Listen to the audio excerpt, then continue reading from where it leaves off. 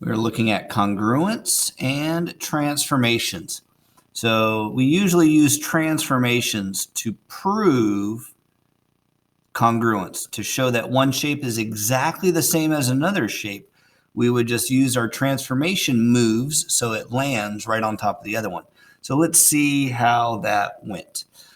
Tammy was curious if quadrilaterals A, B, C, D, and F, G, H, E were congruent or exactly the same. Congruent, exactly the same. She was able to map one figure onto the other using a reflection and a translation. Well, a reflection and a translation is okay. So we are stuck with the rigid, R-I-G-I-D. The rigid transformations work. The non-rigid dilation, D-I-L-A-T-I-O-N, is what you want to avoid. So dilation is no good. Anything else in your other transformations is okay. So let's go ahead and see how that worked.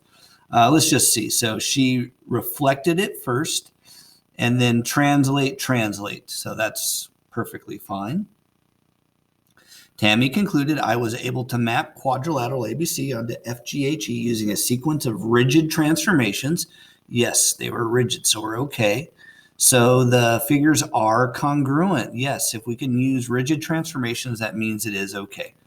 What error did Tammy make? I didn't see any. Got it. Let's just look at the other ones just to make sure. Tammy didn't use only rigid transformations, so she did use only rigid transformations. No dilation was used. It's possible to map it using a sequence of rigid transformations, but the figures are not congruent. It landed right on top of the other one, so they're fine.